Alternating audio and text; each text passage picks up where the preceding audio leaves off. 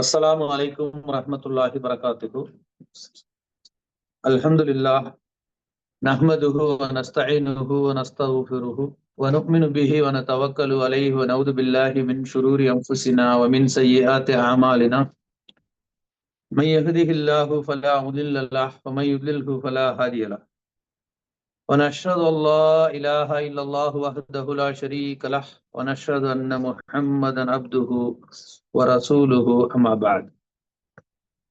فقد قال الله تعالى في محكم تنزيله العظيم والفرقان المجيد: أعوذ بالله من الشيطان الرجيم بسم الله الرحمن الرحيم اتبعوا ما أنزل إليكم من ربكم ولا تتبعوا من دونه أولياء قليلا ما تذكرون.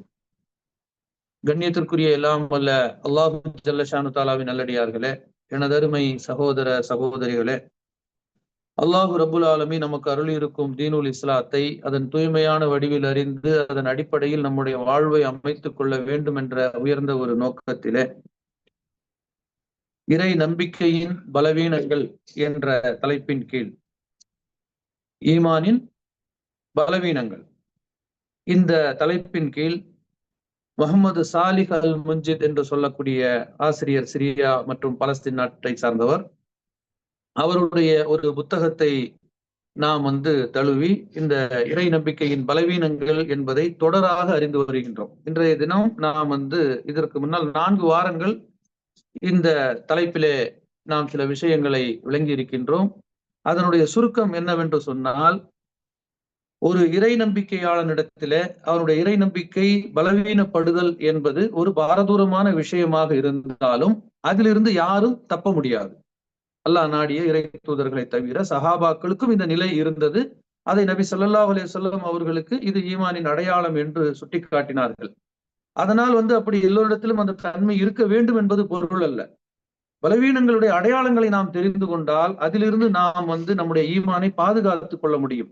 களை எடுத்தால்தான் பயிரை நாம் செழிப்பாக வளர்க்க முடியும். அதிலிருந்து மகசூலை அடைய முடியும். அதற்கு கல்வி என்பது மிகவும் அவசியம், வேறுபாடுகளை உணர்வதற்கு. காரணம், நபி ஸல்லல்லாஹு அலைஹி வஸல்லம் ஒரு சந்தர்ப்பத்திலே ஒரு கோட்டை போட்டார்கள். அதே போல இடது பக்கத்திலே 2 கோட்டையும் வலது பக்கத்திலே 2 கோட்டையும் போட்டார்கள். போட்டு விட்டு சொன்னார்கள், இதெல்லாம் இப்படி ஒரே திசையை நோக்கி செல்வது போன்று உங்களுக்கு தோன்றினாலும் நடுவில் இருக்கக்கூடிய அந்த கைத்தறியை வைத்து சொன்னார்கள், ஹாதிஹி சபீலி, இதுதான் என்னுடைய பாதை. அப்ப இந்த 2ம் அப்படி பக்கத்துல போற மாதிரி தான் இருக்கும். அவரும் அப்படி நபி ஸல்லல்லாஹு சொல்ற மாதிரி தான் தொழுகிறாரு, இவரும் நபி ஸல்லல்லாஹு சொன்ன மாதிரி நோன்பு வைத்திருக்கிறாரு, இவரும் ஒரு ஹதீஸை வச்சுதான் ஜகாத் கொடுக்கிறாரு, இவரும் ஒரு ஹதீஸை வச்சுட்டு தான் ஹஜ்ஜுக்கு போறாரு என்றெல்லாம் இருந்தாலும் இறுதியிலே இது போகும்பொழுது டைவர்ட் ஆகி என்ன செய்யும்? தமிழ்ல ஒரு பழமொழி சொல்லுவோம், முதல் கோணல் முற்றிலும் கோணல்ங்கிற மாதிரி. முதல் கோணல் கண்ணுக்கு தெரியாது. நீங்க லேசா ஒரு பேப்பர்ல ஒரு A4 பேப்பர் எடுத்து ஒரு ஸ்கேல் ஒன்று வச்சுக்கிட்டு ஒரு கோடு போட்டுருங்க. 2வது கோடு போடும்போது தோக்குற இடத்துல 1 மில்லிமீட்டர் வித்தியாசம் வைங்க, அது எண்டுல எங்க போய் நிற்கும்? ரொம்ப கோணலா போயிட்டே இருக்கும். அது முதல் கோணல் முற்றிலும் கோணல்பாங்க. அப்ப அங்க போனதுக்கு அப்புறம் தான் தெரியும். அப்ப நபி ஸல்லல்லாஹு அலைஹி வஸல்லம் சுட்டி காட்டினாங்க, ஹாதிஹி சபீலி, நடுவில் இருக்கிறது தான் என்னுடைய பாதை. 2 கூடவே வர்ற மாதிரி இருக்கும், ஆனா கடைசியில வேற எங்கனாச்சும் கொண்டு போயிடும் அப்படின்னு சொன்னோன்னு சஹாபாக்கள் கேட்டாங்க, அல்லாஹ்வுடைய தூதரே, அந்த பாதையை நாம் எவ்வாறு அறிந்து கொள்வது? எல்லாரும் குர்ஆன்ங்கறாங்க, ஹதீஸ்ங்கறாங்க, எப்படி விளங்குறதுன்னு சொன்னா, இன்றைய தினத்தில் நானும் என்னுடைய தோழர்களும் இருக்கக்கூடிய வழி என்று நபி ஸல்லல்லாஹு அலைஹி வஸல்லம் மிக எளிமையாக ஒரு பாமர மக்களும் விளங்கக்கூடிய வகையில சொல்லி இருக்கிறாங்க. அதனால நம்முடைய பாவங்களை, நம்முடைய தவறுகளை நாம் விளங்க வேண்டும் என்று சொன்னால், யாரு அந்த விஷயத்தை பாவமாக கருதினார்களோ, இறை தூதர்கள் எந்தெந்த விஷயத்தெல்லாம் பாவமாக கருதினாங்க, சஹாபாக்கள் எந்த விஷயத்தை ஒரு பாரதூரமாக கருதி அல்லாஹ்வையும் அல்லாஹ்வுடைய தூதரிடத்தில் போய் முறையிட்டாங்க, இப்படிப்பட்ட அந்த பாவங்களை நாம் தெரிந்து கொள்வதன் மூலம் நம்முடைய ஈமானை நம்ம பாதுகாத்துக் கொள்ளலாம். இன்னொன்று, நம்முடைய பாவங்களை, தவறுகளை நாம வெளிப்படுத்தக்கூடாது. இதெல்லாம் கடந்த வாரத்துல நாம பார்த்த விஷயங்களுடைய சாராம்சம். அதே போல இறைவனை பற்றிய அச்சம் இல்லாத ஒரு நிலை, 24 மணி நேரமும் ஒரு மூமின் இறையச்சம் இல்லாமல் இருந்து விடுவான் என்று நாம சொல்ல மாட்டோம். இறையச்சத்தோட இருக்கிறோம், அல்ஹம்துலில்லாஹ்.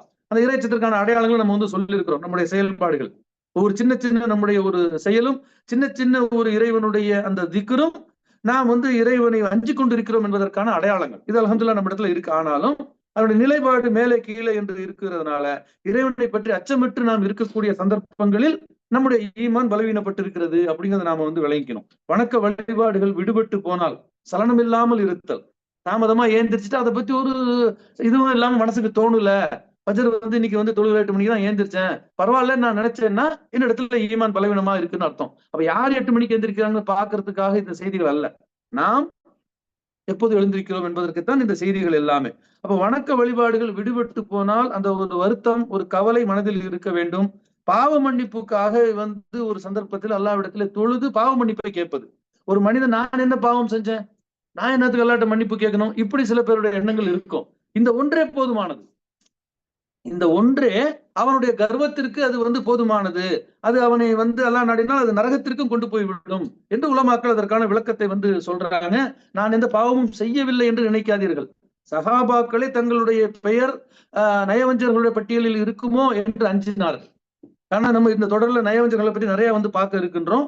அதே மாதிரி பாவ மன்னிப்பு எல்லா இடத்திலே வந்து தேடுவது. நபி ஸல்லல்லாஹு அலைஹி வஸல்லம் சொல்லி காட்டினாங்க, இந்த மார்க்கம் என்பது வெள்ளை வெளேர் என்ற மார்க்கம். இது வந்து யாருக்கு வந்து மறைத்தோ கூட்டியோ குறைத்தோ வைக்க வேண்டிய அவசியம் இல்லை. இந்த மார்க்கத்துல வேற யாராச்சும் வந்துட்டு ஒரு புள்ளி வச்சா அது உங்களுக்கு வந்து இலகுவா நீங்க கண்டுபிடிக்க முடியும். ஏன் என்று கேட்டால், இந்த மார்க்கம் இரவு பகலை கொண்டதாக இருந்தாலும் இரவும் பகலை போன்றது என்று நபி ஸல்லல்லாஹு அலைஹி வஸல்லம் சொன்னாங்க போன்ற விஷயங்களை நம்ம கடந்த 4 வாரங்கள்ல வந்து பார்த்தோம். அதுல இறுதியாக நபி ஸல்லல்லாஹு அலைஹி வஸல்லம் வந்து என்ன சொன்னாங்க அப்படின்னு கேட்டீங்கன்னு சொன்னா, மனிதர்கள் என்று சொன்னால் அவர்கள் என்னவாக இருக்க வேண்டும் என்று சொன்னால், அல்லாஹ்வும் அல்லாஹ்வுடைய தூதரும் காட்டிய அந்த வழிமுறையில தங்களுடைய வாழ்க்கையை அமைத்துக் கொள்வதன் மூலம் அவர்கள் தவறான வழியில் நாம் இல்லை என்ற ஒரு உறுதிப்பாட்டை, ஒரு குறைந்தபட்சம் ஒரு மாணவன்ட்ட நம்ம வந்து கேட்போம், என்னப்பா பரீட்சை எழுதுனியா, எவ்வளவு மார்க் வரும், ஒரு 80 மார்க் வரும்பா. அப்போ நம்ம முடிவு பண்ணலாம், கண்டிப்பா ஒரு 60 ஆச்சும் வரும்னு சொல்லி. 80 வரப்போறது கிடையாது, அவன் நினைப்பப்படி. ஆனால் அவன் பாஸ் ஆயிடுவேன்னு அவன் சொன்னா அது கஷ்டமா போயிடும். ஏன்னு கேட்டா, அதுக்கு ஃபெயிலுக்கு 1 மார்க் தானே. பாஸ் மார்க்கு நீங்க வந்து டார்கெட் விட்டு படிச்சு பாஸ் ஆக முடியாது. ஆகவே நபி ஸல்லல்லாஹு அலைஹி வஸல்லம் வந்து என்ன சொன்னாங்க அப்படின்னு கேட்டா, இந்த மார்க்கம் என்பது 2 விஷயங்களை அடிப்படையாக கொண்டது. அப்ப அந்த அடிப்படையில் தான் நாம் இருக்கிறோம் என்று குறைந்தபட்சம் எனக்கு ஒரு உறுதிப்பாடு வேணும். இது எப்போ, மாசத்துல ஒரு வாட்டி நம்ம சரி பார்க்கலாமா, இல்லாட்டி ரம்ஜானுக்கு ரம்ஜான் சரி பார்க்கலாமா, ஜகாத் மாதிரி கணக்கு பார்க்கலாமா, கிடையாது. ஒவ்வொரு நொடியிலும் ஒரு மனிதன் நான் அல்லாஹ்வும் அல்லாஹ்வுடைய தூதரும் கூறிய அந்த அடிப்படையில் தான் என்னுடைய வாழ்க்கை அமைத்துக் கொண்டு இருக்கின்றனா என்று சொல்லி எனக்கு நானே கேள்விகளை கேட்டுக்கொள்ள வேண்டும். நம்முடைய செயல்கள், அதை நாம் விளங்குதல், அதை நாம் செயல்படுத்துதல், அதை பிறருக்கு விளக்குதல், இதுதான் மார்க்கம்.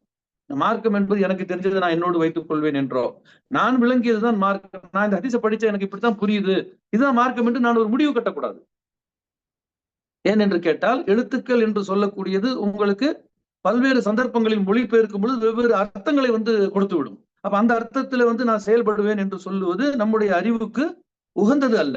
நம்முடைய புலன்களுக்கு அது வந்து சரி என்று தோன்றினாலும் அது சம்பந்தமாக அல்லாஹ்வுடைய தூதர் நபி ஸல்லல்லாஹு அலைஹி வஸல்லம் ஏதாச்சும் சொல்லி இருக்கிறாங்களா, சஹாபாக்கள் இதை பற்றி கேள்வி கேட்டிருக்காங்களா என்று நாம வந்து பார்க்கணும்னு சொன்னா நமக்கு கல்வி மிக மிக அவசியம்.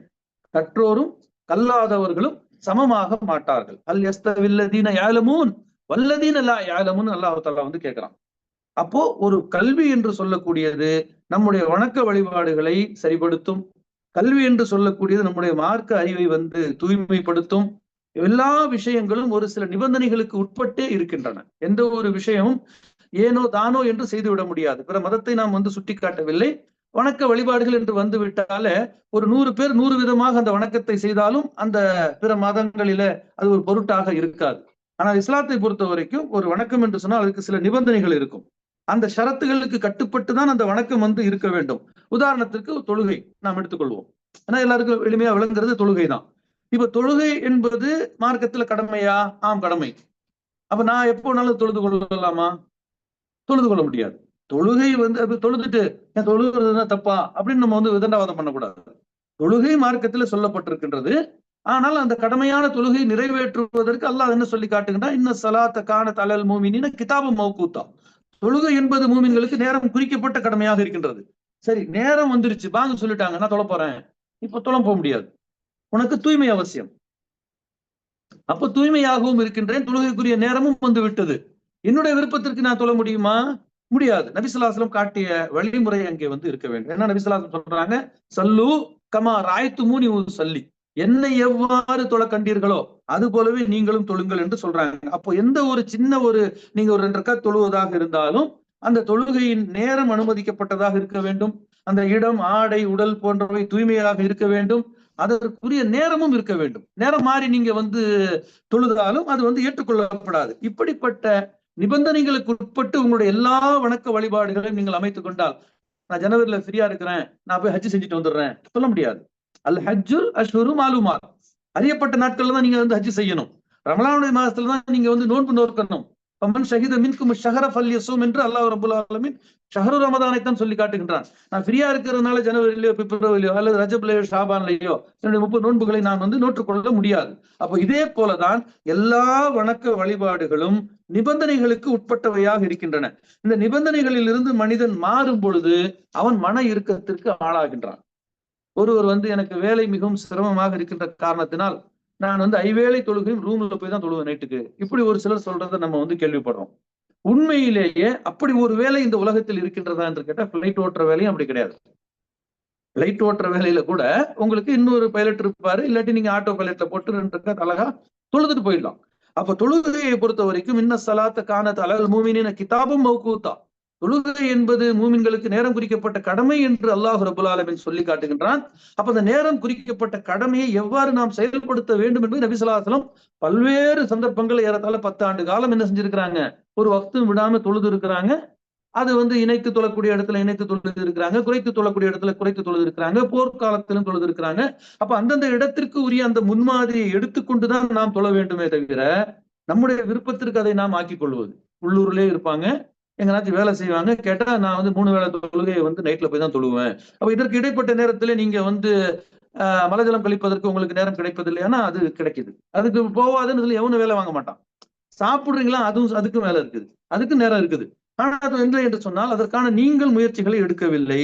இப்படி முயற்சிகளை நீங்கள் எடுக்காதவர்களுக்கு என்ன அடையாளங்கள் ஏற்படும் என்று கேட்டால், முதல்ல வந்து மன இறுக்கம் வந்து ஏற்படும்.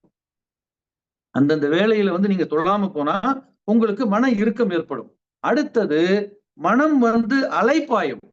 எங்கெல்லாம் அலைப்பாயும் என்று கேட்டால், ஒரு தொழுகை என்பது ஒரு மனிதனை வந்து என்ன செய்கிறது என்று சொன்னால் மனம் குளிர வைக்கின்றது, கண்கள் குளிர வைக்கின்றது. நபி ஸல்லல்லாஹு அலைஹி வஸல்லம் தொழுகையிலே என்னுடைய கண் குளிர்ச்சி இருக்கின்றதுன்னு சொல்றாங்க. அப்ப அந்த தொழுகையை வந்து நீங்கள் வந்து விட்டு விடும் பொழுது உங்களுக்கு சோர்வு ஏற்பட்டு விடுகின்றது. அப்ப இப்படிப்பட்ட சோர்வாக இருக்கக்கூடிய அந்த மனிதர்கள் தமிழ்ல கூட ஒரு பழமொழி சொல்லுவாங்க, இளைத்தவனோடு போனாலும் சளைத்தவனோடு போகாதேன்னு சொல்லி. ரொம்ப வந்து பாக்கிறதுக்கு வந்து இழைச்சு போயிருக்கிறாரு, ஒரு பெரிய பாரெல்லாம் தூக்க முடியாது, தூக்கிட்டு ஏதோ ஒரு வகையில அவர் ஹெல்ப்பா இருப்பாரு. சளைத்தவன் அது செஞ்சா சரியாகுமா, இது செஞ்சா சரியாகுமா, சோம்பலா ஒருத்தன் இருக்கிறான்னு போட்டா அவங்க கூட போனீங்கன்னா ஒரு காரியமும் செய்ய முடியாது. அப்ப சின்ன சின்ன விஷயங்கள்ல எளிதில் உணர்ச்சி வசப்படக்கூடிய தன்மை மனிதனுடைய உள்ளத்துல ஏற்படும். இதெல்லாம் இறை வணக்கங்களில் இருந்து விலகி இருப்பவர்களிடத்திலே இருக்கக்கூடிய அடையாளங்கள். அப்ப இதையெல்லாம் விட்டு விட்டு ஒரு மனிதனிடத்திலே சகிப்புத்தன்மை என்பது ஒன்று வந்து விட்டால் இது எல்லாமே வந்து அவனுக்கு வந்து சாந்தமாக மாறிவிடும். அதனாலதான் நபி ஸல்லல்லாஹு அலைஹி வஸல்லம் சொல்றாங்க, ஈமான் என்பது பொறுமையும் சகிப்புத்தன்மையும் உடையது. இதற்கு எதிர்மறை வந்து பலவீனங்கள்னு வச்சுக்கோங்க. எந்த இடத்துல நீங்க பொறுமை இழக்கின்றீர்களோ அங்கே உங்களுடைய ஈமான் பலவீனப்படுது. அதோட சதவீதம் கூடுதல் குறைவாக இருக்கலாம். ஒரே விஷயத்துக்காக நீங்க வந்து ஒரு 5 நிமிஷத்துல கோவப்பட்டுருவீங்க, நான் ஒரு 10 நிமிஷத்துல கோவப்படலாம், ரெண்டுமே கோபம் தான். அப்ப என்ன என்று சொன்னால் இந்த இரண்டுமே பொறுமை இழந்த ஒரு விஷயம்தான். தமிழ் சொல்லுவாங்க பொறுமைக்கு ஒரு எல்லை உண்டு, ஆனா இஸ்லாம் சொல்லுது பொறுமைக்கு எல்லையே இல்லை. எந்த அளவிற்கு நீங்கள் பொறுமை காக்கின்றீர்களோ அந்த அளவிற்கு நீங்கள் நன்மையின் பக்கம் இருக்கின்றீர்கள். அல்லாஹ்விடத்துல நீங்க வந்து துவா செய்யணும். துவா செய்வதற்கு முன்னால் இரண்டு கருவிகள் உங்களிடத்துல இருந்தா அந்த துவா ஏற்றுக்கொள்ளப்படும். அந்த 2 கருவிகள் என்னன்னு கேட்டீங்கன்னா, அல்லாஹ் சொல்லி காட்டுகின்றான், வஸ்தஈனு பிஸ்ஸப்ரி வஸ்ஸலா இன்னல்லாஹ மஅ ஸாபிரின். சுப்ஹானல்லாஹ். ஒரு வசனம் என்பது எவ்வளவு பெரிய விஷயங்களை நமக்கு எடுத்து சொல்லுகின்றது, ஆணித்தரமாக நம்முடைய உள்ளத்திலே பதிவு செய்கின்ற. அல்லாஹ்விடத்தில் உதவி தேட வேண்டுமா, தொழுகையை கொண்டும் பொறுமையை கொண்டும் உதவி தேடுங்கள். தொழுகைக்கு உரிய நேரத்தில் தொழுது விட்டு துவா செய்வது, பொறுமையாக இருக்கக்கூடிய சந்தர்ப்பங்களில் பொறுமையாக இருப்பது. இப்போ ஒரு சிலர் வந்து சோம்பேறியா இருப்பாங்க, அது பொறுமை கிடையாது. அப்ப பொறுமைக்குரிய அடையாளம் என்ன, ஒரு பெண்மணி தன்னுடைய குழந்தை இறந்த அந்த அடக்கஸ்தலத்தில் இருந்து ஒப்பாரி வைத்துக் கொண்டிருந்தாள். அல்லாஹ்வுடைய தூதர் நபி ஸல்லல்லாஹு அலைஹி வஸல்லம் அங்கே கடக்க முற்பட்ட பொழுது, பெண்ணே அல்லாஹ்வை அஞ்சிக்கொள் என்று அந்த பெண்ணுக்கு பொறுமையை நீ கடைபிடி என்று உபதேசம் செய்தார்கள். உடனே அந்த பெண்மணி திரும்ப சொன்னால், உங்கள் வீட்டில் இப்படி நடந்திருந்தால் உங்களுக்கு புரியும் என்று அந்த பெண்மணி நபி ஸல்லல்லாஹு அலைஹி வஸல்லமுக்கு பதில் உரைத்தார். நபி ஸல்லல்லாஹு அலைஹி வஸல்லம் அங்கிருந்து சென்று விட்டார்கள். மறுபடியும் வார்த்தை அங்க பேசல. இதெல்லாம் அழகான ஒரு சுன்னத். ஒருத்தருக்கு நீங்க உபதேசம் பண்றீங்க, அவர் எடுத்து தெரிஞ்சு விழுகிறாரு, ஓப்பா எங்களுக்கு தெரியும் உங்களுக்கு தெரியாத ஹதீஸா சொல்லக்கூடியவங்க இருக்கிறாங்க. அதற்கு பிறகு நீங்க அங்க நிக்க கூடாது, உங்களை நியாயப்படுத்திக் கொண்டு நீங்க அங்கிருந்து சென்றணும். அங்க இருந்து போன பிறகு அந்த பெண்மணிட்ட சொல்லி இருக்கிறாங்க, நீ பேசுனது யாருன்னு தெரியுமா, அது அல்லாஹ்வுடைய தூதர் ரசூலுல்லாஹி ஸல்லல்லாஹு அலைஹி வஸல்லம் இப்படி பேசிட்டேன்னு அந்த பெண்மணி வந்து மறுபடியும் நபி ஸல்லல்லாஹு அலைஹி வஸல்லம் வர்றாங்க. வந்து சொல்றாங்க, என்னை மன்னித்து விடுங்கள், நீங்கள் யார் என்று தெரியாமல் நான் பேசிவிட்டேன். ஆனா அந்த இடத்தில் யாரா இருந்தாலும் அப்படித்தானே பேசணும். நீ ஒரு இறை தூதர்னு சொல்லி நீங்க இது பண்ண சொல்லக்கூடியது அல்லாஹ்வை அஞ்சிக்கொள், பொறுமையை மேற்கொள் சொன்னா நீ அதுக்குத்தான் வந்து அந்த அல்லாஹ்வை அச்சத்துக்கும் பொறுமைக்குத்தான் நீ முக்கியத்துவம் கொடுத்துருக்கணும். சொல்றது யாருங்கிறது ஒரு மேட்டரே கிடையாது. ஆனாலும் வந்து அவங்க வந்து சொன்னாங்க, நபி ஸல்லல்லாஹு அலைஹி வஸல்லம்ங்கறனால வந்து அவங்க வந்து வருத்தம் தெரிவிச்சாங்க. கேட்டோன்னு நபி ஸல்லல்லாஹு அலைஹி வஸல்லம் வந்து சொன்னாங்க, பொறுமை என்பது இது அல்ல, உங்களுடைய இழப்பின் துவக்கத்திலே நீங்கள் காப்பதுதான் பொறுமைங்கிறாங்க. ஒரு இழப்பை நீங்கள் செவியேற்ற உடனே அழுது ஒப்பாரி வச்சு அல்லாஹ் கிட்ட எல்லாம் வந்து என் வீட்டுக்குள்ளதான் உனக்கு கிடைச்சுதா அப்படின்னு சொல்லி அறியாமை கால சொற்கள் எல்லாம் சொல்லி முடிச்சுட்டு ஒரு 4 நாளுக்கு அப்புறம் 10 நாள் என்ன செய்யறது அல்லாஹ் விட்டு சொன்னா இது பொறுமை கிடையாது. அப்ப அந்த இழப்பின் துவக்கத்திலேயே நபி ஸல்லல்லாஹு அலைஹி வஸல்லம் கிட்ட இந்த பொறுமையை பற்றி சொல்லும் பொழுது சுப்ஹானல்லாஹ், ஒரு வீட்டிலே இருக்கக்கூடிய ஒரு குழந்தையின் உயிர் பறிக்கப்பட்டு விட்டுகின்றது. இதை அல்லாஹ் ரப்புல் ஆலமீன் மலக்குகளிடத்திலே மனிதனுடைய அந்த இபாதத்துக்களை பற்றி மலக்குகள்கிட்ட அல்லாஹ் தஆலா சொல்லி காட்டுறான். நீங்கள் யாருடைய உயிரை கைப்பற்றி வந்தீர்கள்? என்னுடைய அடியானின் ஈரக்குலையா? அவங்க வீட்டுல ஒரு ஒரு அடியான், ஒரு மூமினுடைய வீட்டில் ஒரு குழந்தை இறந்து விட்டது. அந்த இறந்து விட்ட இடத்தில் அந்த மூமின் எவ்வாறு நடந்து கொண்டான் என்பதை அல்லாஹ் ரப்புல் ஆலமீன் மலக்குகளுக்கு விளக்குகின்றான். மலக்குகளிடத்திலே கேள்வியை கேட்கின்றான். அந்த கேள்வியை கேட்கும் போது எப்படி கேட்கிறான்னு கேட்டா, என்னுடைய அடியானினுடைய குழந்தையின் உயிரையா கைப்பற்றினீர்கள்? ஆம். அப்போ என்னுடைய அடியானின் ஈரக்குலையா கைப்பற்றினீர்கள்? ஆம். அந்த நேரத்தில் என்னுடைய அடியான் என்ன கூறினான்? அவன் என்ன கூறினான்? இன்னா லில்லாஹி வ இன்னா இலைஹி ராஜிஊன் கூறினான். பொறுமையை மேற்கொண்டான். அப்படி என்றால் அந்த பொறுமையை மேற்கொண்ட என்னுடைய அடியானுக்காக சுவர்க்கத்திலே ஒரு வீட்டை கட்டுங்கள். அல்லாஹ் ரப்பல் ஆலமீன் மலக்குகளுக்கு கட்டளையிடுறான். நபி ஸல்லல்லாஹு அலைஹி வஸல்லம் சொல்லி காட்டுறாங்க. அப்ப நீங்க பொறுமையாக இருந்து கொண்டு நீங்கள் என்ன செய்யுங்க, அந்த பொறுமையாக இருந்தவருக்காக சொர்க்கத்திலே ஒரு வீட்டை கட்டி அதற்கு ஒரு பெயரை வையுங்கள், பைத்துல் ஹம்த் என்று அந்த வீட்டுக்கு பெயரை சூட்டுங்கள் என்று நபி ஸல்லல்லாஹு அலைஹி வஸல்லம் சொல்லக்கூடிய ஹதீஸுகளை நாம வந்து பார்க்கிறோம். அல்லாஹ் சுப்ஹானஹு வ தஆலா ஒரு இழப்பு என்று ஏற்படும் பொழுது நாம பொறுமையை மேற்கொண்டோம் என்று சொன்னால் நம்மிடத்தில் ஈமான் இருக்கின்றது என்பதற்கு அதுதான் மிகப்பெரிய அடையாளம். இது வந்து அடுத்தவர்களை பார்த்து நாம வந்து புடம்போடுவதற்கு அல்ல, நமக்கு நாமே நம்ம வந்து சரிபார்த்துக் கொள்வதற்காக. நம்மளுடைய அந்த ஒரு தங்கத்தை எப்படி போய் தேய்ச்சி பார்த்து தெரிஞ்சுக்கிறோமோ அந்த மாதிரி நம்முடைய ஈமானை வந்து உரசி பார்ப்பதற்கு இந்த மாதிரியான பொறுமைகள் அல்லாஹ் ரப்பல் ஆலமீன் அதுதான் திருமறையில சொல்லி காட்டுகின்றான். வல நபுலுவன்னக்கும் பிஷைஇம் மினல் ஹௌஃபி வல் ஜூஇ வ நக்ஸின் மினல் அம்வால் வல் அன்ஃபுஸி வஸ்ஸமராத். 5 விஷயங்களை கொண்டு என்னுடைய அடியானை நான் சோதிப்பேன்.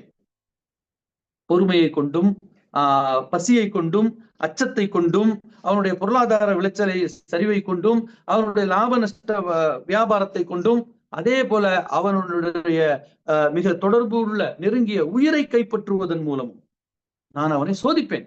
ஆனா இப்படிப்பட்ட சோதனையின் பொழுது யார் பொறுமையை மேற்கொள்ளுகின்றார்களோ நபியே, அவர்களுக்கு நீங்க நற்செய்தி சொல்லுங்கள். பொறுமையாளருக்கு நற்செய்தி சொல்லுங்கள். ஏன் என்று கேட்டால் அவர்கள் பொறுமையை மேற்கொண்டால் அல்லாஹ் ரப்பல் ஆலமீன் அவர்களுக்காக என்ன செய்யறான்? சுவர்க்கத்திலே ஒரு வீட்டை கட்டுகின்றான். அப்போ பொறுமையும் சகிப்புத்தன்மை என்பதுதான் ஒருவரிடத்திலே ஈமான் இருக்கின்றது என்பதற்கான அடையாளங்கள். பொறுமைக்குரிய நேரத்தில் பொறுமையாக இருப்பது, எல்லா நேரத்திலும் ஒருத்தர் பொறுமையாக இருக்கிறார் என்பது அல்ல பொறுமை.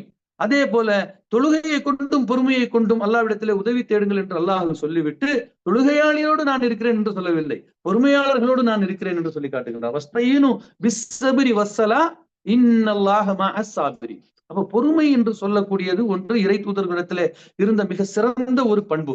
எத்தனையோ சந்தர்ப்பங்களில சஹாபாக்களில் பலர் கோபப்பட்ட போதெல்லாம் நபி ஸல்லல்லாஹு அலைஹி வஸல்லம் அவர்கள் என்ன செய்யறாங்க?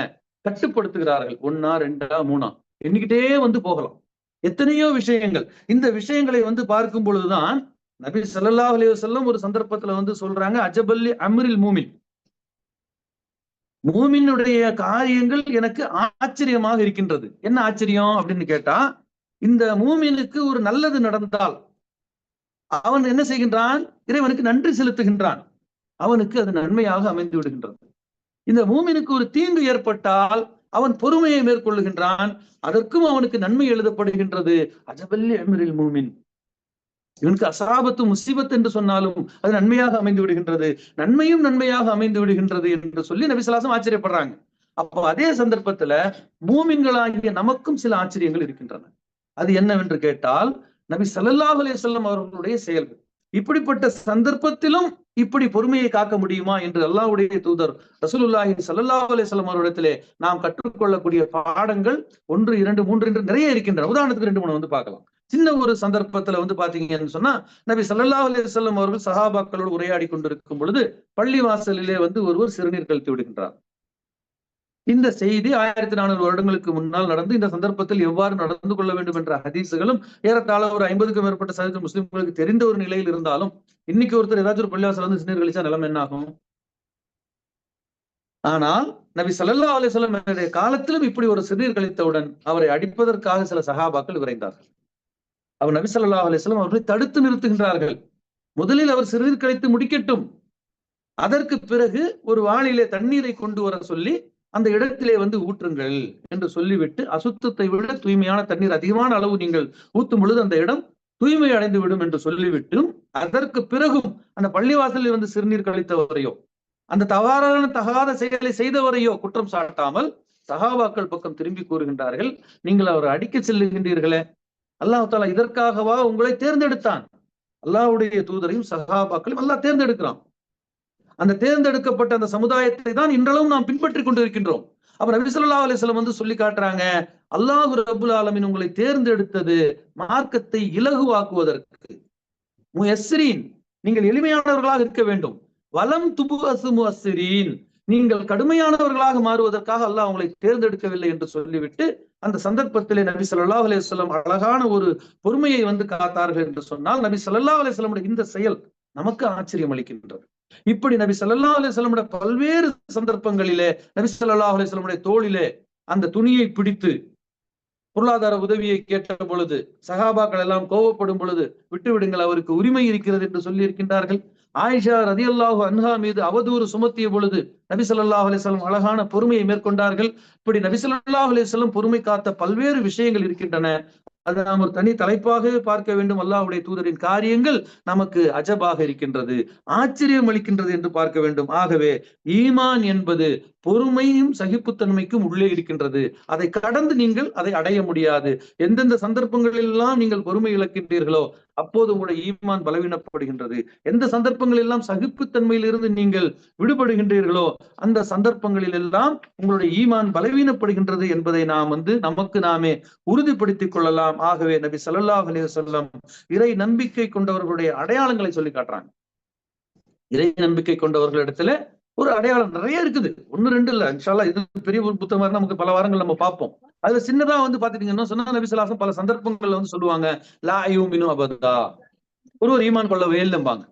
இந்த அடிப்படையில் வரக்கூடிய எல்லா ஹதீசுகளும் அந்த செய்திகளை நமக்கு சொல்லுகின்றது. நம்ம பின்னால வந்து பார்ப்போம். அப்ப இந்த இடத்துல நபி ஸல்லல்லாஹு அலைஹி வஸல்லம் சொல்லி காட்டுறாங்க, ஒரு இறை நம்பிக்கையாளனுடைய அடையாளம் என்று சொன்னால், அவருடைய நம்பிக்கை வந்து எப்படி இருக்க வேண்டும் என்று சொன்னால், நட்புக்குள்ள தூண்டக்கூடியவர்களாக அவர்கள் இருக்க வேண்டும். ஒரு நட்புக்கு இலக்கணமாக இருக்கணும். ஒருத்தரை பார்க்கிறோம் சொன்னா அவர் என்ன செய்யணும்? முதல்ல ஈமான் கொண்டவருக்கு என்ன செய்யணும்? ஈமான் கொண்ட ஒரு முஸ்லிம் இன்னொரு மனிதனை பார்க்கும் என்ன செய்யணும்? புன்முறுவல் போக்கணும். சஹாபாக்கள் அறிவிக்கின்றாங்க, நபி ஸல்லல்லாஹு அலைஹி வஸல்லம் எல்லா சந்தர்ப்பங்களிலும் புன்முறுவல் பூக்கக்கூடியவர்களாக இருப்பார்கள். அவருடைய முகத்திலே ஒரு சின்ன ஒரு புன்னகை எல்லா சந்தர்ப்பத்திலும் இருக்கும். நம்மில் எத்தனை பேரிடத்திலே இருக்கின்றது? நல்ல ஒரு சாதாரணமா வந்து ஒரு சிரிக்கக்கூடிய ஒரு சம்பவத்தை சொன்னாலும் அதுக்கு யோசிச்சு சிரிக்கக்கூடிய மக்கள் இருக்கிறாங்க. ஒரு சிரிப்பு வேறு, புன்முறுவல் வேறு. அப்ப இந்த புன்முறுவல் என்பது ஒரு மூமினுடைய முகத்தில், அகத்தில் எல்லா சந்தர்ப்பங்களிலும் இருக்க வேண்டும். இது உங்களுடைய தர்ம கணக்கிலே எழுதப்படும். நபி ஸல்லல்லாஹு அலைஹி வஸல்லம் சொல்லி காட்டுறாங்க, உங்களுடைய சகோதரனை சந்திக்கும் பொழுது நீங்கள் புன்முறுவல் பூத்தால் அதுவும் தர்மமாகும். 5 ரூபாயை கொடுத்து, 10 ரூபாயை கொடுத்து, 1000 ரூபாயை கொடுத்து, 2000 ரூபாயை கொடுத்து நம்ம தர்ம பட்டியல்ல வந்து நம்ம வந்து அந்த காசை சேமிச்சு வச்சாதான் மறுமையில போய் நம்ம எடுத்து செலவு பண்ண முடியும். ஆனா இது இல்லாதவர்கள் என்ன செய்யணும்? நீங்கள் புன்முறுவல் பூத்தால் போதும். ஆகவே நட்பு கொள்ள தூண்டக்கூடியவர்களாக, நட்பிற்கு வந்து ஒரு இலக்கணமாக ஒருவர் வந்து இருந்தார் என்று சொன்னால் அவர் இடத்தில் ஈமான் முழுமையாக இருக்கிறது என்பதற்கு ஒரு அடையாளம். ஏனென்று கேட்டால், ஒரு சகோதரன் மீது எந்த ஒரு சந்தர்ப்பத்திலும் ஒரு மூமின் வெறுப்பு கொள்ளக்கூடாது. நாம எப்ப வெறுப்பு கொண்டோம் அப்படின்னு நம்ம நினைக்கிறோம். சுபஹானல்லாஹ். இந்த வெறுப்புகளை பட்டியலிட்டீங்கன்னு சொன்னா, இன்றைய காலகட்டத்துல, இன்றைய தினத்துல, இந்த மாதத்துல இருக்கக்கூடிய நீங்க பொது வலைத்தளங்களை எடுத்தீர்கள் என்று சொன்னால், ஒரு மூமின், ஒரு முஸ்லிம் இன்னொரு முஸ்லிமை சாடுகிறான். எதற்காக? மார்க்க விஷயத்துக்காக அவனை ஏசுகிறான். மார்க்கத்தை சொல்லுவதற்கு நீங்கள் எப்படி ஒருவர் மற்றவரை ஏச முடியும்? சொல்றது மார்க்கம். அது எப்படி சொல்லணும்? தொப்பி இல்லாமல் ஒருவர் தொழுதால் அவரை 2 பேர் அப்படியே தூக்கிட்டு வந்து பள்ளிவாசலுக்கு வெளில போடுறாங்க. நபி ஸல்லல்லாஹு அலைஹி வஸல்லம் காட்டியே கொடுக்காத ஒரு தொழுகையை ஃபஜருக்கு பிறகு ஒருவர் தொழுது கொண்டிருக்கின்றார். ஃபஜர் சலாம் முடிஞ்சிச்சு, எல்லாரும் தஸ்பீஹ் நபி ஸல்லல்லாஹு அலைஹி வஸல்லம் வந்து ஒருத்தர் தொழுதுட்டு இருக்கிறார். ஜமாத்தில் தொழுத நபர் தொழுது கொண்டிருக்கின்றார். நபி ஸல்லல்லாஹு அலைஹி வஸல்லம் பிடிச்சி வெளில போடுங்கன்னு சொன்னாங்க. என்ன செய்யணும்? தொழுது முடிக்கும் வரை காத்திருந்தார்கள். தொழுது முடித்த பிறகுதான் இந்த மைக் வச்சிருக்காங்களாட்டுக்கு யாரோ சத்தம் வருது. ஆமா, அந்த மைக் எல்லாம் கொஞ்சம் மீட் பண்ணிடுங்கம்மா, யாரு வச்சிருக்குன்னு சொல்லிட்டு. அப்போ அல்லாஹ்வுடைய தூதர் ரசூல் ஸல்லல்லாஹு அலைஹி வஸல்லம் அவங்க வந்து என்ன செய்யறாங்கன்னு கேட்டா, அந்த நபி ஸல்லல்லாஹு அலைஹி வஸல்லம் கற்றுக் கொடுக்காத ஒரு தொழுகை அது. ஃபஜருக்கு பிறகு 2 ரக்காத் தொழுது என்பது நபி ஸல்லல்லாஹு அலைஹி வஸல்லம் கற்றுக் கொடுக்கவே இல்லை. அந்த தொழுகை முடிக்கும் வரை காத்திருந்து விட்டு சொல்றாங்க, ஃபஜருக்கு 4 ரக்காத்தா அப்படின்னு புன்முறுவலாக கேட்கிறாங்க நபி ஸல்லல்லாஹு அலைஹி வஸல்லம். அந்த சந்தர்ப்பத்திலையும் கோபப்படல, அவங்களை உதாசீனப்படுத்தல, பள்ளிவாசலை விட்டு அவங்களை அப்புறப்படுத்துங்கன்னு சொல்லல. இந்த சர்வ சாதாரணமான காரியங்களுக்கு ஒரு அடியானை பள்ளிவாசலிருந்து வெளியே அனுப்புவதற்கு முயற்சி செய்கின்றார்கள். அல்லாஹ்வுடைய பள்ளியில் இருந்து ஒருவனை விரட்டுவானேயானால் அவனுடைய நெற்றி ரோமத்தை பிடித்து நாம் நரகத்திலே வந்து போடுவோம் என்று அல்லாஹ் எச்சரிக்கை செய்கின்றான். குர்ஆன் எடுத்து படிச்சா இதெல்லாம் வந்து புரியும். ஆகவே தருமை சகோதரர்களே, இந்த இடத்துல நபி ஸல்லல்லாஹு அலைஹி வஸல்லம் என்ன செய்திருக்கிறார் என்று கேட்டால், அமைதி காத்த ஒரு தொழுகை முடித்ததுக்கு அப்புறம் ஃபஜருக்கு 4 ரக்காத்தானே கேட்கிறாங்க. அவர் இல்ல 2 ரக்காத்து தான், பின்ன என்ன இப்ப 2 தொழுதீங்களேன்னு கேட்டா, அல்லாஹ்வுடைய தூதரே, நான் வழக்கமாக ஃபஜருடைய முன் சுன்னத்தை தொழுது விடுவேன். இன்னைக்கு வந்தா நீங்க வந்து ஜமாத்துல எல்லாரும் நின்றுட்டீங்க.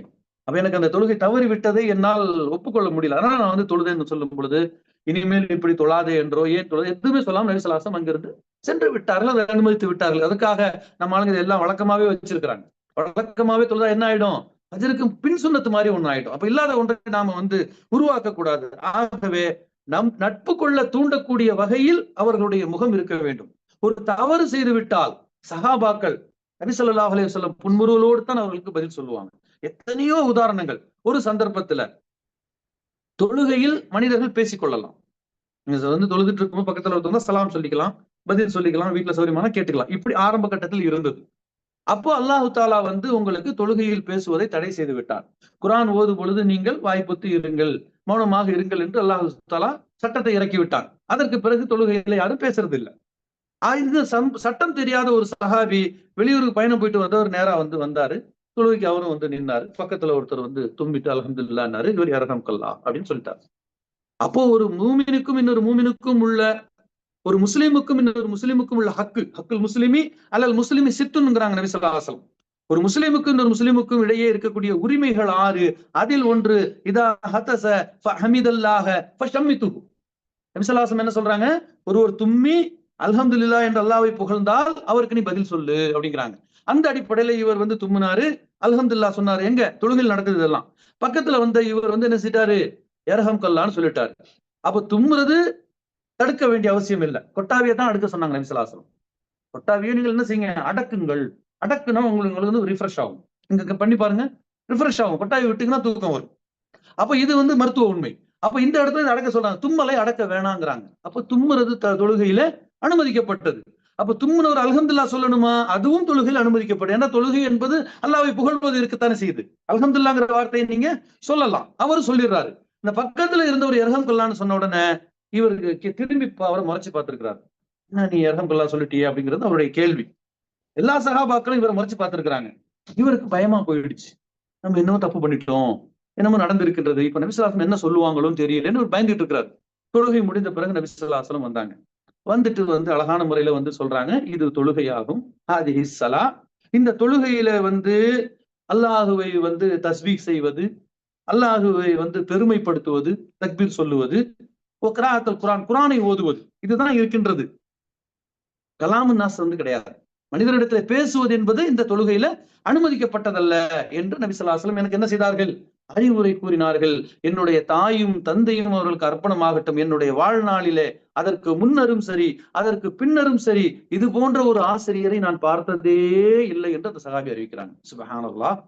அல்லாஹ்வுடைய தூதர் நபி ஸல்லல்லாஹு அலைஹி வஸல்லம் கோபப்படக்கூடிய எத்தனையோ சந்தர்ப்பங்களிலே கோபப்படாமல் அவர்கள் பொறுமையாக இருந்திருக்கின்றார்கள். நட்பு பாராட்டக்கூடிய விஷயத்துல வந்து நபி ஸல்லல்லாஹு அலைஹி வஸல்லம் எல்லா சஹாபாக்கள், இது மட்டுமா, தவறு செய்யக்கூடியவர்களிடத்துல நபி ஸல்லல்லாஹு அலைஹி வஸல்லம் எப்படி நடந்துட்டாங்க? மது அருந்தக்கூடிய ஒரு இடத்துல நட்பு பாராட்டி இருக்கின்றார்கள். ஒரு சஹாபி மது அருந்தக்கூடியவராக இருந்தார். அவரை வர சொல்லி அவர் சில கவிதை எல்லாம் பாடுவாரு. அவரை பாட சொல்லி அந்த கேட்பது, அவரிடத்துல நெருங்கிய நட்பு வந்து பாராட்டி இருக்கிறாங்க. இதுதான் இஸ்லாம். அந்த தவறை அவரிடத்தில் களைவதற்குத்தான் நாம் முயற்சி செய்ய வேண்டுமே தவிர, அந்த தவறு செய்யக்கூடிய மனிதனை நாம் வந்து வெறுக்கக்கூடாது. ஆகவே இன்று பொது வலைத்தளங்களிலே மார்க்கத்தை சொல்லுகிறோம் என்ற பெயரிலே சில சகோதரர்கள் ஒருவர் மற்றவர்களை ஏசிக் கொள்கிறார்கள். அது தரம் தாழ்ந்து தாய் சகோதரியை பற்றி பேசக்கூடிய அளவுக்கு நாம் வந்து பார்க்கின்றோம். அப்போ இது வந்து நட்பு கொள்ளக்கூடிய ஒரு முறை. நாளை நேரடியாக நீங்கள் வந்து பார்த்தால், ஏன் அப்படியும் இருக்கின்றார்களே, நேரடியாக பார்த்தாலும் சலாம் சொன்னால் பதில் சொல்லாமல் போகக்கூடியவர்கள் இருக்கின்றார்கள். இவர்கள் பதில் சலாம் சொல்லாமல் இருப்பதற்கு என்ன காரணம்? இவர்களுக்கு வாய்க்கால் தகராறா, இவர்களுக்கு வரப்பு தகராறா, அல்லது இவர்களுடைய சொத்து பிரிவினையில் பிரச்சனையா, இவருடைய கொடுக்கல் வாங்கல் வரணும் இல்ல, காரணம் மார்க்கம். எப்படி ஒரு இஸ்லாமிய மார்க்கம் உங்களை பிரித்து வைக்கும்?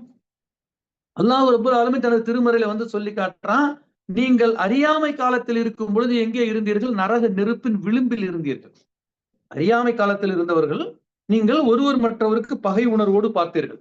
அந்த பகை உணர்வு இயக்கங்கள் ரீதியாக அல்லது இயக்க தலைவர்கள் மீது இருக்கக்கூடிய பற்றின் காரணமாக இன்று உலகில் மலிந்து போய் கிடப்பதை நாம் வந்து பார்க்கின்றோம். வெட்கி தலை குனியக்கூடிய ஒரு காலகட்டத்தில் நாம் வாழ்ந்து கொண்டிருக்கின்றோமோ என்று இவர்களை பார்க்கும் பொழுது நமக்கு வந்து கஷ்டமாக இருக்கின்றது. இவர்கள் எல்லாம் வந்து அறிவில் சிறந்தவர்களாக, அறிவாளிகளாக, அவர்கள் அறிஞர்களாக தங்களை காட்டிக் கொண்டிருக்கக்கூடிய பொழுது நாம் எவ்வாறு அவர்களை உபதேசம் செய்வது என்று நமக்கு புரியவில்லை. அப்ப இப்படிப்பட்ட அந்த சந்தர்ப்பங்களிலே அவர்கள் ஒருவர் மற்றவர்களை பகைவர்களாக பார்த்து கொண்டிருக்கின்றார்கள். ஆனால் அல்லாஹ் ரப்புல் ஆலமீன் தனது திருமறையில வந்து சொல்லி காட்டுகின்றான், நீங்கள் அறியாமை காலத்தில் தான் நரக நெருப்பின் விளிம்பில் இருந்தீர்கள். அல்லாஹ் ரப்புல் ஆலமீன் சொல்லி காட்டுறான் இல்லையா?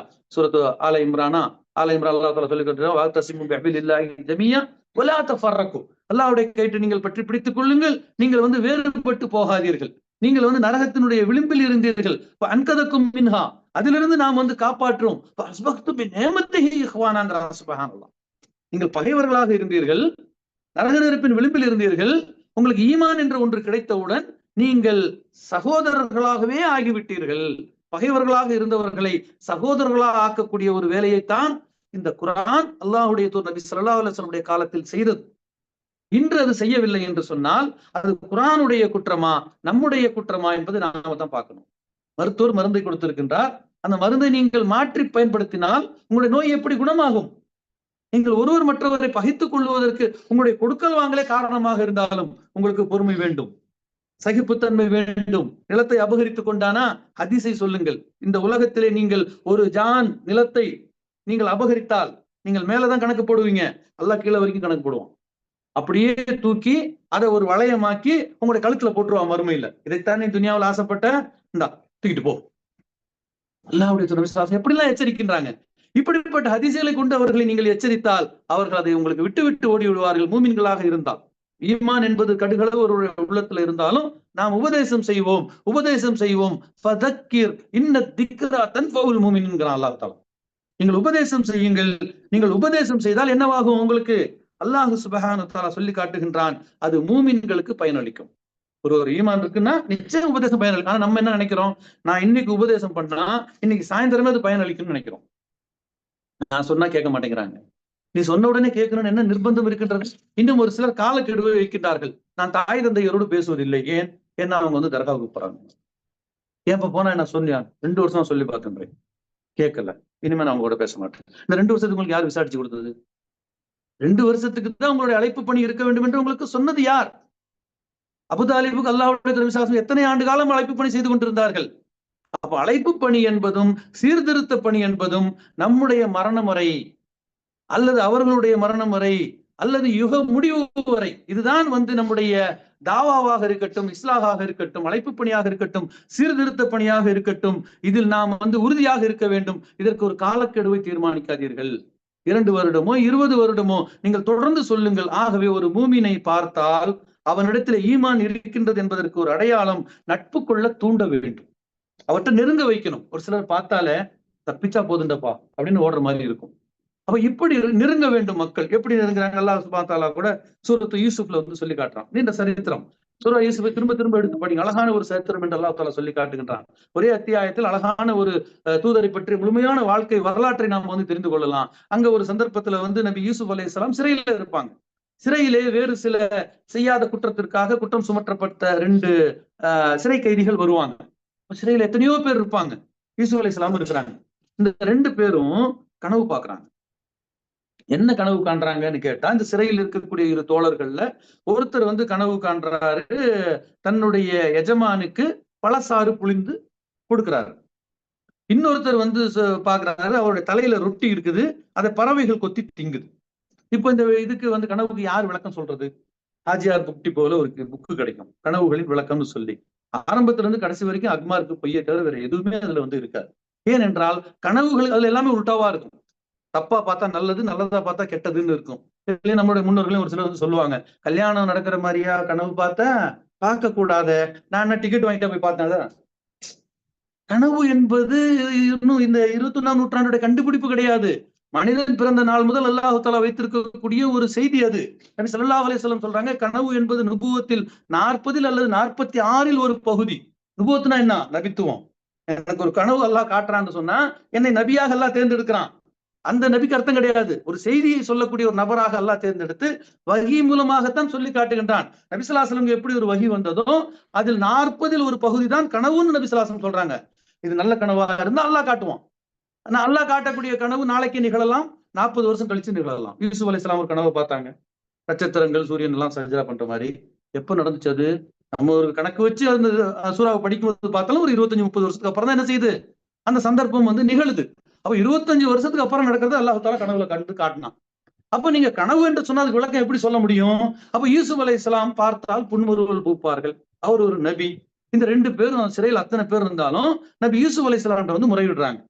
நாங்கள் இப்படி ஒரு கனவு கண்டோம், எங்களுக்கு நீங்கள் விளக்கம் சொல்லுங்கள்.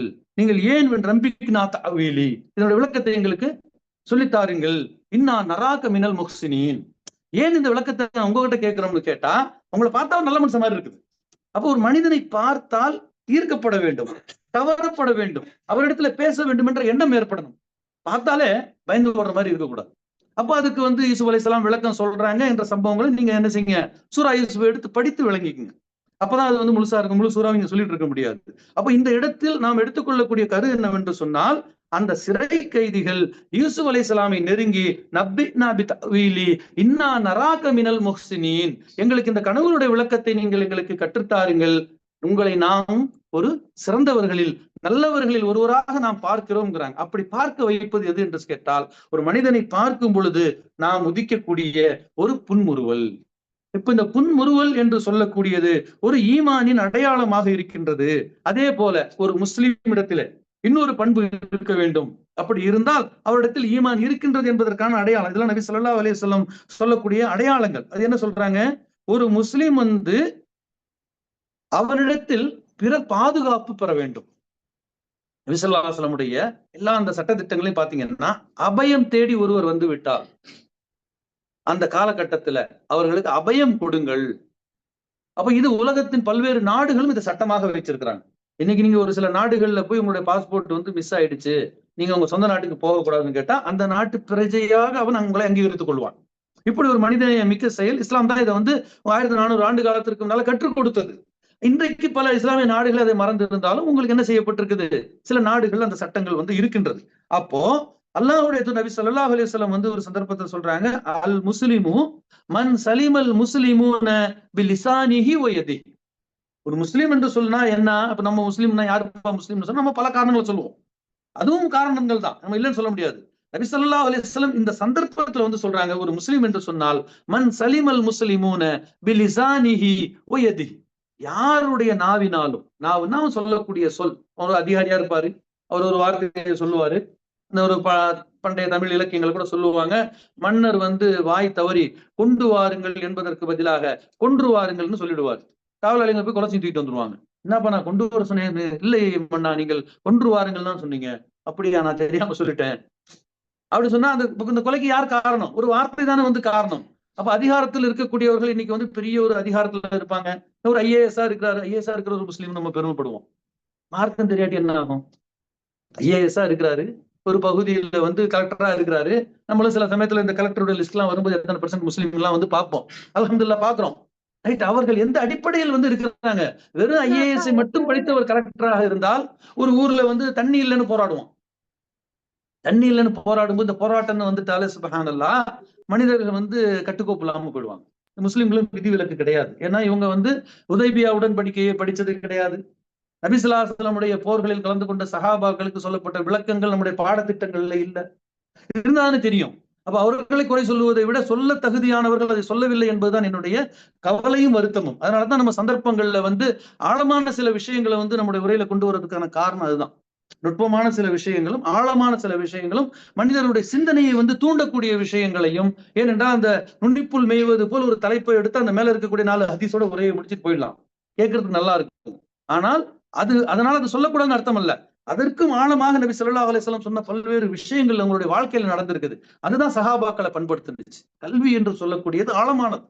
எந்த அளவிற்கு ஆழமாக நீங்கள் ஒரு கல்வியை வந்து அதை உணர்ந்து விளங்கி நீங்கள் செயல்படுத்துகின்றீர்களோ அதனுடைய செயல்பாடு வேற, அந்த சமுதாயமே வேறையா மாறிடும். அப்புறம் சமுதாயத்தினுடைய கல்வி பண்பட வேண்டும். அப்ப எத்தனை பேர் IASல இருக்கிறான் அப்படிங்கறத நம்ம வந்து பாக்குறோம். எத்தனை IAS ஆபீஸா இருக்கிறான்னு பார்த்தோமா? எத்தனை IASல இருக்கக்கூடியவர்கள் ஆலிமாக, அது குறைந்தபட்சம் இஸ்லாமிய அறிவோடு இருக்கின்றாரா என்று பார்த்தால் படித்தவர்களில் சதவீதத்தின் அடிப்படையில மார்க்கப்பற்றுடையவர்கள் மிகவும் குறைவாக இருக்கின்ற காரணத்தினால்தான் அவர் ஒரு IAS அதிகாரியாக இருந்தாலும் அவர் என்ன செய்வார்? சட்டத்தின்படி என்ன செய்ய வேண்டும் என்று பார்ப்பார். தண்ணிக்காக போராடக்கூடியவர்களுக்கு கட்டுப்படுத்த முடியல, போராட்டத்துல ஒருத்தன் வந்து கல் எடுத்து அடிச்சுட்டான், ஒரு போலீஸ்காரருக்கு நெத்தில ரத்தம் வந்துருச்சுன்னா துப்பாக்கி சூடுன்னு ஆர்டர் கொடுத்துருவாரு. இவன் எப்படி வந்து கல் எடுத்து வீசினா நம்ம வந்து பாக்குறோம். இந்த காவிரி போராட்டங்கள்லாம் நடக்கும் இல்லையா? காவிரி தண்ணிக்கு மழை பெஞ்சா போயிடுமே.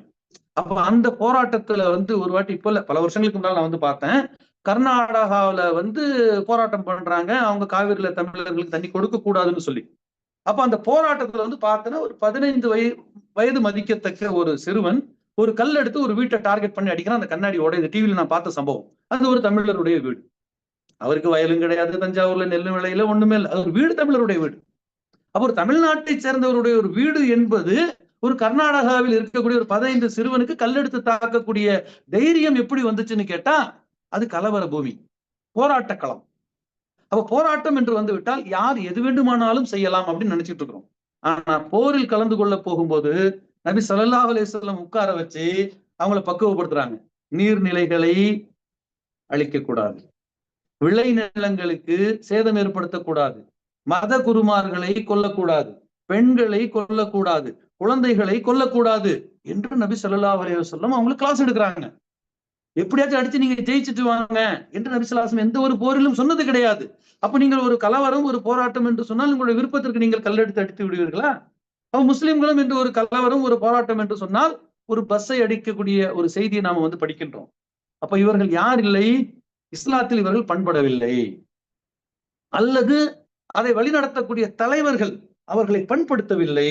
அப்ப நீங்கள் அவரு அந்த கூட்டத்திற்கு அமீராக இருக்கின்றீர்கள் என்று சொன்னால் நீங்கள் இந்த செய்தியெல்லாம் அவங்களுக்கு வந்து சொல்லணும். நம்ம ஒரு குறிப்பிட்ட ஒரு நோக்கத்திற்காக வந்து இருக்கின்றோம். இந்த விஷயத்தை அரசின் கவனத்திற்கு கொண்டு செல்வதற்காக இந்த போராட்டத்தை நம்ம வந்து கையெடுத்திருக்கின்றோம். இது எந்த ஒரு சந்தர்ப்பத்திலும் நீங்கள் வந்து வரம்பு மீறினால் தனிப்பட்ட முறையில் நீங்க தான் அல்லாஹ்வுக்கு பதில் சொல்லணும். நான் கிடையாது. நான் ஜமாத்தா தொலை வைக்கிறேன், நீங்க வந்து எனக்கு முந்தி சஜிதா செஞ்சா நீங்கள் தான் கழுதையின் முகம் கொண்டவராக மறுமையில எழுப்பப்படுவீர்களே தவிர நான் அல்ல. நான் தொலை வைக்கிறேன். தொழுது கொண்டிருக்கும்போது நமக்கு தெரிஞ்ச சூறா ஓதுனா முடிஞ்ச நம்ம கையை விட்டுருவோம். இதுவும் தப்பு. நமக்கு சூறா தெரிஞ்சிருக்கும். சூரத்துல் ஆலா ஓதுனா சுஹுஃபி இப்ராஹிம் வ மூஸானா முடிஞ்சு போச்சு. அப்ப இதுக்கப்புறம் அவர் வந்து என்ன செய்யணும்? ருக்கு செஞ்சுதான் ஆகணும். அவர் அல்லாஹ் அக்பர் சொல்லும் வரைக்கும் நீங்க கையை வைக்கக்கூடாது. கையை நீங்க வந்து திறக்க கூடாது. திறந்தா நீங்க என்ன செய்றீங்க? இமாமை முந்துகின்றீர்கள். அப்ப இமாம்கள் என்ன செய்யணும் கேட்டா அவங்களுக்கு நசீஹத் பண்ணணும், அவங்களுக்கு சொல்லணும். தொழுகை என்பது இதுதான். இமாமை நீங்கள் வந்து முந்தக்கூடாது. இமாம் என்பவர் பின்பற்றுவதற்காகத்தான் நமக்கு வந்து நியமிக்கப்பட்டிருக்கின்றார். அவர் அல்லாஹ் அக்பர் கூறினால் நீங்கள் அல்லாஹ் அக்பர் கூறுங்கள். அவர் சமி அல்லாஹு லிமன் ஹமீதா கூறினால் ரப்பனா லக்கல் ஹம்து சொல்லுங்கள். ஜமாத்தில் நின்று கொண்டு சமி அல்லாஹு லிமன் ஹமீதா சொல்லக்கூடிய மாமூன்கள் எத்தனையோ பேர் இருக்கின்றார்கள். காரணம் என்ன? சொல்லிக் கொடுக்கல. ஏன் சொல்லிக் கொடுக்கவில்லை? நமக்கு என்ன என்ற ஒரு அலட்சியம். அப்ப அதிகமாக நாம் வந்து கல்வி என்பது போதிக்கத்தான் அவர்கள் கல்வியிலே வந்து பண்படுவார்கள். ஆகவே ஒரு இமாமாக இருக்கக்கூடியவர்களை நீங்கள் தொழுதால் இமாமுக்கும் நன்மை, உங்களுக்கும் நன்மை. நீங்கள் முந்தி விட்டீர்கள் என்று சொன்னால் அதை பற்றி இமாம் விசாரிக்கப்பட மாட்டார். நீங்கள் தான் என்ன செய்வீர்கள்? நபி ஸல்லல்லாஹு அலைஹி வஸல்லம் சொல்றாங்க, யார் ஒருவர் தொழுகையிலே இமாமை முந்துகிறாரோ அவர் மறுமையிலே கழுதையின் முகம், உடம்பெல்லாம் உடம்பு மாதிரி இருக்கும், இந்த பொம்மை விளையாட்டெல்லாம் நம்ம டிவியில பாக்குறோமே அந்த மாதிரி முகம் மட்டும் கழுதையாக இருக்கும், ரெண்டு காதையும் இப்படி வச்சுதான் எந்திரிக்கணும். இப்படி மறுமையில் ஒரு எழுப்பப்பட்டாலே எப்படியா என்ன செஞ்சிருக்கிறான், தொழுகையில் இமாமை முந்திருக்கிறான் என்று நாம் அடையாளத்தை கண்டுகொள்ளலாம் நபி ஸல்லல்லாஹு சொல்றாங்க. அப்ப இப்படி எச்சரித்த பிறகும் அந்த ஒரு செயலை செய்கிறார் என்று சொன்னால், எச்சரிக்கை செய்யப்படாமல் செய்தால் அவர் என்ன சொல்லுவார், யா அல்லாஹ் எனக்கு தெரியாதும்பார். அப்ப யார் மாட்டுவா? அவ கற்றுக் கொடுக்கக்கூடிய இடத்திலே நீங்கள் அதை கற்றுக் கொடுக்க வேண்டும்.